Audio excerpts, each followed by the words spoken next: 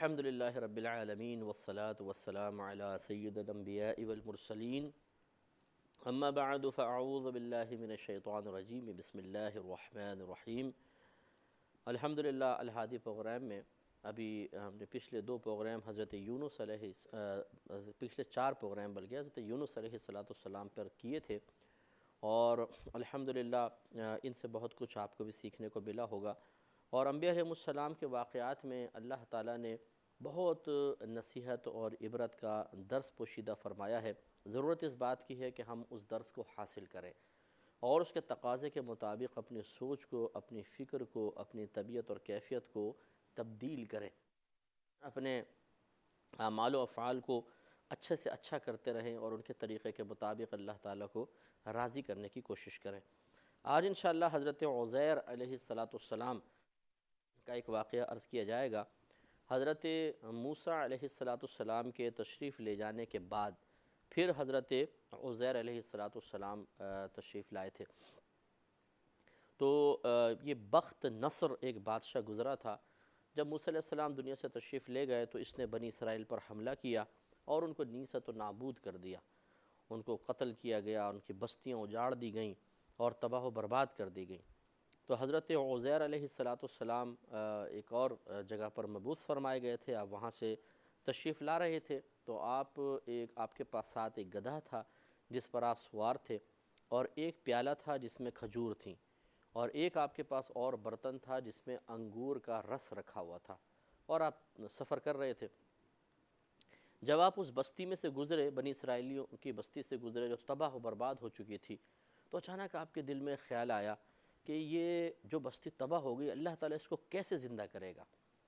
تو یہ کوئی خدا نخواستہ کوئی شک و شبہ نہیں تھا کہ پتہ نہیں زندہ کرے گا نہیں کرے گا، اور کرے گا تو کیسے ہو سکتا ہے کہ اللہ تعالیٰ زندہ کرے؟ یہ کفار کا طریقہ تھا، بلکہ آپ کی عقل جو تھی، عقل مبارکہ، وہ اس کی حقیقت تک رسائی حاصل کرنے سے عاجز آ گئی کہ یہ کیسے ہوگا کہ ایک بستی تباہ ہو گئی ہے، ایک آدمی بالکل مٹی میں مل گیا ہے، اس کی ہڈیاں تک گل گئی ہیں، اور اللہ تبارک و تعالی ہڈیاں ٹھیک کرے گا، پھر اس کے اوپر تمام گوشت، چربی، پھر کھال چڑھے گی اور پھر وہ زندہ انسان ہو جائے گا۔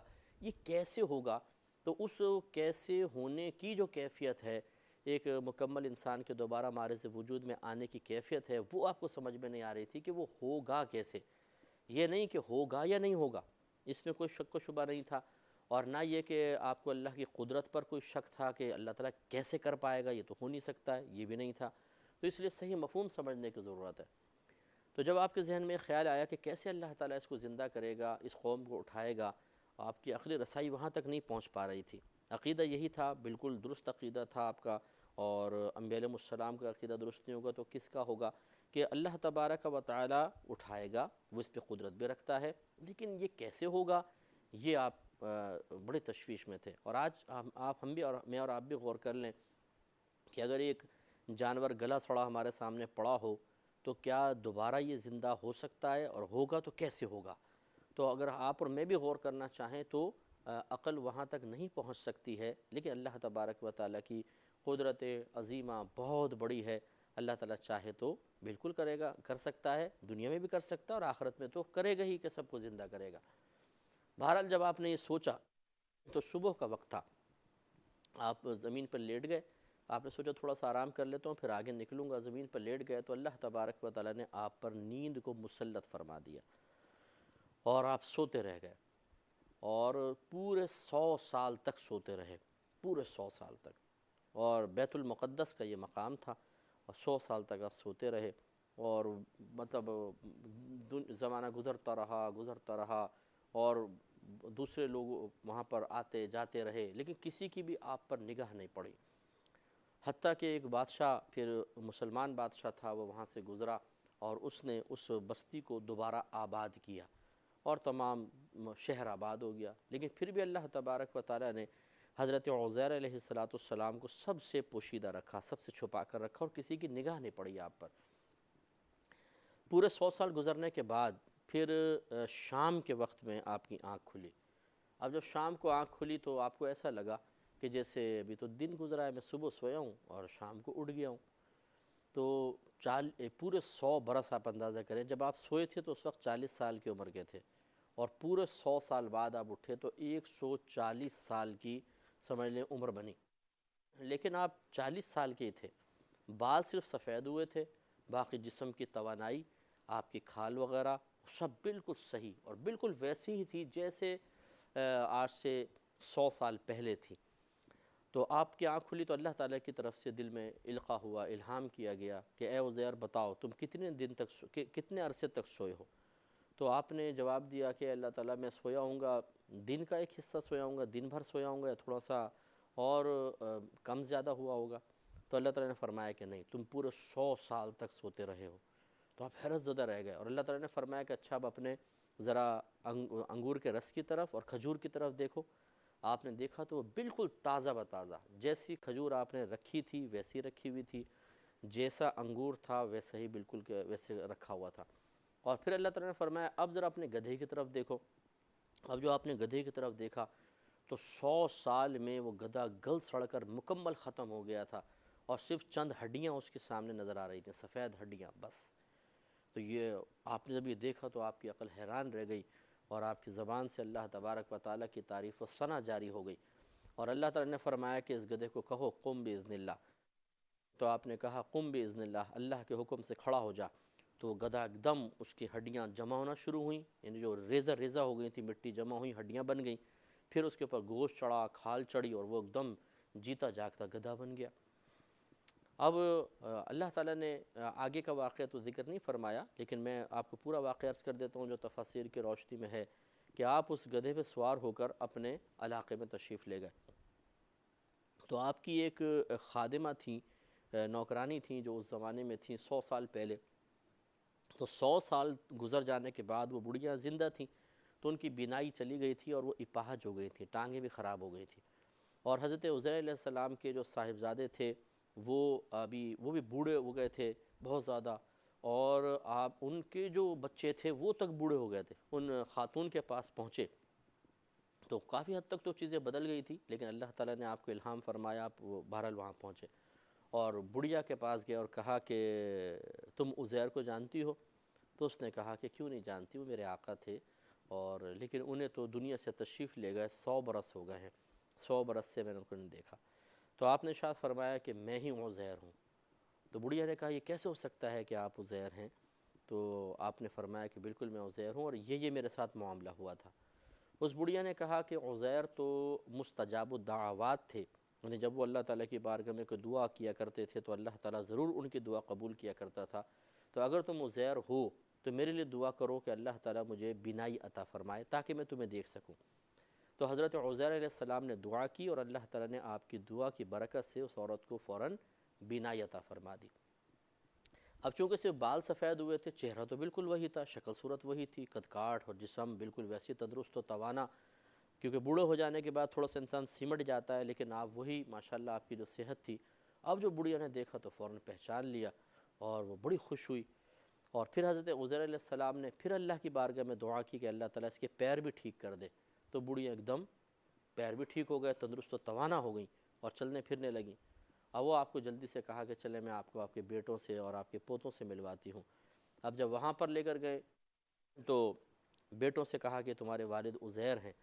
اب 100 سال بعد بچوں کا کیا معاملہ ہوا ہوگا، شکل صورت بعض اوقات نکل جاتی ہے ذہن سے۔ انہوں نے کہا یہ کیسے ہو سکتا ہے؟ بڑھیا نے ساری بات بتائی کہ نہیں میں نے بالکل ان کو پہچان لیا ہے۔ تو انہوں نے کہا کہ ہمارے والد صاحب جو تھے ان کی کمر پر سیاہ بالوں سے ایک چاند جیسا بنا ہوا تھا، تو آپ ہمیں وہ دکھائیے۔ تو پھر آپ نے جب دکھایا، واقعہ بھی کمر پہ موجود تھا، تو سارے لوگ بڑے حیران ہوئے، اور اس وقت جو منکرین تھے، جو بروز قیامت دوبارہ اٹھائے جانے کا انکار کرنے والے تھے، ان میں سے بہت سے لوگ تائب ہوئے۔ اور ایک روایت کے مطابق جب آپ وہاں پہنچے تو حضرت عزیر علیہ السلام کو پوری توریت حفظ تھی، کیونکہ یہ یاد رکھیں کہ پچھلے دور میں امتیوں کو کوئی آسمانی کتاب یاد نہیں ہوتی تھی، صرف انبیاء علیہ السلام کو یاد ہوتی تھی۔ یہ قرآن کا ایک اعجاز ہے، اور اللہ تبارک و تعالیٰ نے قرآن میں یہ برکت رکھی ہے کہ چھوٹے چھوٹے بچوں کے سینوں میں پورا قرآن محفوظ ہو جاتا ہے۔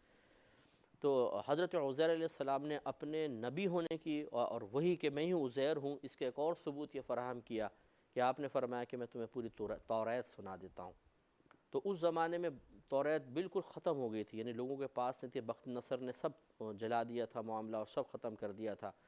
تو ایک وہاں نوجوان تھا، اس نے کہا کہ میرے کوئی بزرگ تھے، انہوں نے مجھے کہا تھا کہ توریت کا ایک نسخہ جنگل میں فلاں فلاں مقام پہ چھپایا گیا ہے۔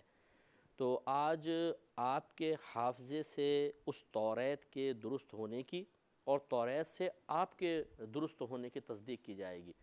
چنانچہ وہ توریت شریف نکالی گئی اور لوگوں نے کہا آپ پڑھیے، آپ پڑھتے گئے، اس کو ٹیلی کیا گیا تو بالکل بعینی ایک لفظ کا بھی فرق نہ رہا اور آپ نے پوری توریت سنا دی، جس سے لوگوں کو یقین ہو گیا کہ آپ ہی عزیر علیہ السلام ہیں۔ تو یہ اللہ تعالیٰ نے واقعہ اس قرآن عظیم میں ذکر فرمایا، سورۃ البقرہ ہے، آیت نمبر 259 ہے، 259 نمبر آیت سے اس کا آغاز ہو رہا ہے۔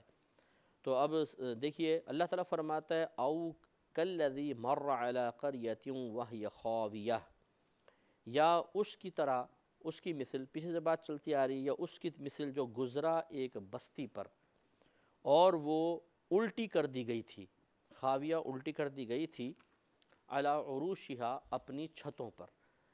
اپنی چھتوں پر الٹی کر دینے کا مطلب کہ جیسے میں نے بتایا کہ بخت نصر نے حملہ کیا تھا، وہ سب نیچے مسمار کر دی گئی تھی۔ یہ نہیں تھا کہ عذاب نازل ہوا اور الٹا دیا گیا، یہاں مطلب یہی ہے کہ بخت نصر نے حملہ کیا تھا اور تمام مکانات مسمار کر دیے تھے اور چھتیں زمین پہ گر گئی تھیں اور بالکل سنسان علاقہ تھا جب حضرت عزیر علیہ السلام وہاں پر تشریف لائے تھے۔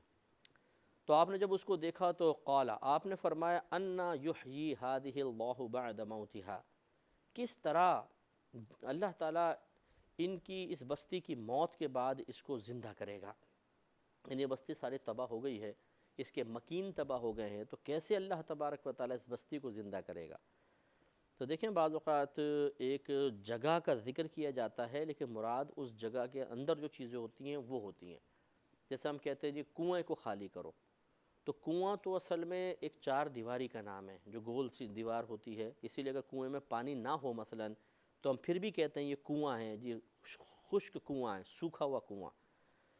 اصل میں تو ہم پانی نکالتے ہیں، کنواں نہیں نکالتے، تو ہم لیکن کیا کہتے ہیں جی کنواں کھینچ لیا، کنویں سے ڈول بھر کے نکالا، یعنی پانی کو نکالتے ہیں چونکہ وہ کنویں کے اندر ہوتا ہے، اس لیے کبھی تو ہم پانی بول کے کنواں مراد لے لیتے ہیں، کبھی کنواں بول کے پانی مراد لے لیتے ہیں۔ اسی طرح آپ نے یہی فرمایا کہ اللہ تعالیٰ کس طریقے سے اس بستی کو اس کے مر جانے کے بعد زندہ کرے گا، تو مراد بستی والے ہیں کہ کیسے ان بستی والوں کو اللہ تعالیٰ زندہ فرمائے گا۔ تو فَأَمَاتَهُ اللَّهُ مِئَةَ عَامٍ ثُمَّ بَعَثَهُ، تو اللہ تبارک و تعالیٰ نے آپ کو 100 برس تک مردہ رکھا، ثُمَّ بَعَثَهُ، پھر آپ کو زندہ کر دیا۔ تو معلوم یہ ہوا، اس سے وہ لوگ بھی ذرا درس حاصل کریں کہ جو انبیاء علیہم السلام کی حیات کے قائل نہیں ہیں، یا وہ کہتے ہیں کہ جی جو شہداء ہیں بس ان کی حیات ثابت ہوئی ہے قرآن سے، باقی اور کسی کی حیات کو ہم نہیں مانیں گے۔ دو ہی طرح کی حیات ہیں، ایک زندگی کے اندر ہے اور ایک آخرت کے اندر ہے۔ یہ دیکھیں تیسری حیات کا خود ثبوت قرآن عظیم میں موجود ہے۔ پہلے عزیر علیہ السلام زندہ تھے، پھر آپ کو وفات دی گئی، پھر آپ زندہ ہوئے، اب پھر آپ کو وفات دی گئی، اور پھر آپ بروز قیامت اٹھیں گے۔ تو تین زندگیاں تو خود قرآن سے ثابت ہیں۔ تو لہٰذا بعض اوقات اس طرح پمفلٹ وغیرہ آپ کو ملتے ہیں کہ جی زندگیاں دو ہی ہیں، تیسری زندگی کا کوئی ثبوت نہیں ہے، اور مقصود ہوتا ہے انبیاء علیہم السلام کی شان میں الٹے سیدھے الفاظ ادا کرنا، یہ قطعاً غیر مناسب ہے۔ قرآن سے اس کا ثبوت موجود ہے۔ تو فَأَمَاتَهُ اللَّهُ مِئَةَ عَامٍ، تو اللہ تعالیٰ نے آپ کو 100 برس تک مردہ رکھا، ثُمَّ بَعَثَهُ، پھر آپ کو دوبارہ زندہ کر دیا۔ قالا، پھر اللہ تعالیٰ نے دریافت فرمایا، کم لبثت، آپ کتنے عرصے تک یہاں ٹھہرے ہیں؟ قال لبثت یوما او بعد یوم، تو حضرت عزیر علیہ السلام نے عرض کی کہ یا رب کریم میں ایک دن ٹھہرا ہوں یا دن کا کچھ حصہ یہاں پر ٹھہرا ہوں، یعنی مجھے تو ایسے ہی محسوس ہو رہا ہے کیونکہ صبح آپ لیٹے تھے، شام کو آپ اٹھے ہیں، تو آپ کو ایسا لگا کہ جیسے بس آج ہی کی صبح تھی اور آج ہی کی شام ہے، حالانکہ صبح 100 برس پہلے کی تھی اور شام 100 برس بعد کی تھی۔ اللہ تعالیٰ نے فرمایا، قال، اللہ نے فرمایا بل لبثت مئۃ عام، بلکہ آپ 100 برس تک یہاں پر ٹھہرے ہیں۔ فانظر الی طعامک و شرابک، تو آپ نظر فرمائیے اپنے کھانے کی طرف اور اپنے مشروب کی طرف۔ لم یتسنہ، وہ بالکل خراب نہیں ہوا ہے، بالکل نہیں سڑا ہے۔ وانظر الی حمارک، اور آپ نظر فرمائیے اپنے گدھے کی طرف۔ وَلِنَجْعَلَكَ آیَةً لِلنَّاسِ، اور اس کے اپنے گدھے کی طرف آپ دیکھیے، یہ بس آگے ذکر نہیں کیا، یعنی گدھے کی طرف دیکھیں کہ وہ تو بالکل ختم ہو چکا ہے۔ اب اللہ تعالیٰ نے فرمایا کہ ہم نے ایسا کیوں کیا ہے کہ وَلِنَجْعَلَكَ آیَةً لِلنَّاسِ، اور یہ اس لیے کہ تاکہ ہم آپ کو لوگوں کے لیے ایک عظیم نشانی بنا دیں، کیونکہ بعد میں لوگوں کو پتہ چلا کہ اچھا آپ 100 برس تک سوتے رہیں، تو ایک عظیم نشانی کے طور پر آپ ظاہر ہوئے۔ پھر اللہ تعالیٰ نے فرمایا وَانظُرْ إِلَى الْعِظَامِ، اور آپ اس گدھے کی ہڈیوں کی طرف نظر فرمائیے، کیفَ نُنشِزُهَا، کہ ہم کیسے ان کو اٹھائیں گے، ثُمَّ نَكْسُوهَا لَحْمًا، پھر ہم انہیں کیسے گوشت پہنائیں گے۔ آپ دیکھیے کہ ہڈیاں کیسے زندہ ہوتی ہیں، اور پھر کیسے ہم ان کے اوپر گوشت چڑھائیں گے۔ آپ دیکھیے فَلَمَّا تَبَيَّنَ لَهُ، پھر جب یہ چیز، یہ معاملہ آپ پر ظاہر ہو گیا، قال، تو آپ نے عرض کی، اعلم، میں خوب جانتا ہوں، ان اللہ علی کل شیء قدیر، کہ بے شک اللہ تبارک و تعالی ہر چاہت پر قدرت رکھتا ہے۔ جس سے ہمارے پورے بیان کی ایک تائید ہوئی کہ یہ معاذ اللہ کوئی حضرت عزیر علیہ السلام نے شک کی بنا پر نہیں کہا تھا کہ اللہ تعالیٰ کیسے اٹھائے گا، کوئی شکوک و شبہات نہیں تھے، اسی لیے آخر میں کہا کہ اعلم، میں جانتا ہوں، ان اللہ علی کل شیء قدیر، کہ بے شک اللہ تبارک و تعالی ہر چاہت پر قدرت رکھتا ہے۔ یعنی مجھے اس کا علم بھی ہے، مجھے اس کا یقین پہلے بھی تھا، اب بھی یقین ہے، لیکن وہ جو عین الیقین ہے، عین الیقین، کہ آنکھوں سے دیکھ کر یقین حاصل کرنا، وہ اس سے پہلے آپ کو چونکہ حاصل نہیں تھا، اسی کے بارے میں آپ کا کویسچن تھا کہ مجھے عین الیقین حاصل نہیں، تو کیسے اللہ تعالیٰ اٹھائے گا، وہ کیفیت مجھے نہیں معلوم۔ تو اس کیفیت کی حقیقت تک آپ کی عقل کی، آپ کے ذہن کی رسائی نہیں ہو پا رہی تھی، تو اللہ تبارک و تعالیٰ نے کرم فرمایا اور آپ کو ایسا منظر دکھا دیا۔ آج اگر ہمارے سامنے بھی کوئی اس طرح جانور ہلاک ہو جائے اور بالکل مٹی میں مل جائے، اور پھر اللہ تعالیٰ اس کو کھڑا کرے، تو ہمیں پہلے یقین ہے الحمدللہ کہ اللہ تعالیٰ اٹھائے گا، لیکن اس یقین میں کس قدر پختگی آئے گی کہ جب ہم اس منظر کو اپنی آنکھوں سے دیکھ لیں گے۔ تو اللہ تعالیٰ اسی طرح ہم سب کو اٹھائے گا اور اپنی قدرت عظیمہ کا اظہار بروز قیامت کرے گا۔ تو آپ ذرا تھوڑا سا غور فرمائیے اس واقعے کے اوپر، تھوڑا سا اس سے کچھ سبق حاصل کرنے کی کوشش کرتے ہیں۔ پہلی بات تو یہ کہ حضرت عزیر علیہ السلام اور اسی طرح دیگر انبیاء علیہ السلام بھی، اور انہی کی پھر سنت پر عمل کرتے ہوئے بے شمار اولیاء اعظام مختلف علاقوں میں سفر کرتے رہے ہیں۔ یہ اللہ کے حکم سے تھا۔ ہاں، بعض اوقات ایسا ہوتا ہے کہ انبیاء علیہ السلام کو ایک کسی بستی تک مقید کر دیا جاتا تھا کہ آپ بس اس میں ہی تبلیغ کریں گے، تو وہ ایک الگ مسئلہ ہے، ورنہ پھر اللہ تعالیٰ کے حکم سے بسا اوقات انبیاء علیہ السلام ایک مقام سے دوسرے مقام تک، تیسرے، چوتھے، پانچویں مقام تک جاتے تھے، اور جو اللہ تعالیٰ کی قدرت کے عظیم مظاہر تھے ان کو دیکھ کر مزید اللہ تعالیٰ کی معرفت حاصل کرتے تھے اور درس حاصل کیا کرتے تھے، اور اپنی امت کو تک اپنے اس سفر کے ان مشاہدات کے نتیجوں کو ذکر کر کے ان کے ایمان کو اور پختہ کیا کرتے تھے۔ اور اسی طریقے سے صوفیہ اعظام کے بارے میں منقول ہے کہ وہ سیاحت کیا کرتے تھے۔ بعض سے ثابت ہے کہ ایک شہر گئے، وہاں دیکھا، لوگوں کو دیکھا، اللہ تعالیٰ کے معاملات جو لوگوں کے ساتھ ہیں، اور اللہ تعالیٰ کی قدرت کی نشانیاں دیکھیں، ان سے اپنے ایمان کو مزید مضبوط کیا۔ پھر اور آگے چلے گئے، جنگلوں میں، پہاڑوں میں، دریاؤں کے پاس سے گزرتے تھے اور اس طریقے سے نصیحتیں حاصل کرتے تھے۔ تو سیاحت کوئی فی نفسی ہی بری چیز نہیں ہے، بہت اچھی چیز ہے، یعنی ایک مقام سے دوسرے مقام، تیسرے مقام تک جانا، لیکن اگر یہ بیکار ہو تو بیکار ہے۔ اس پہ انشاءاللہ کلام کریں گے نیکسٹ پروگرام میں۔ وآخر دعوانا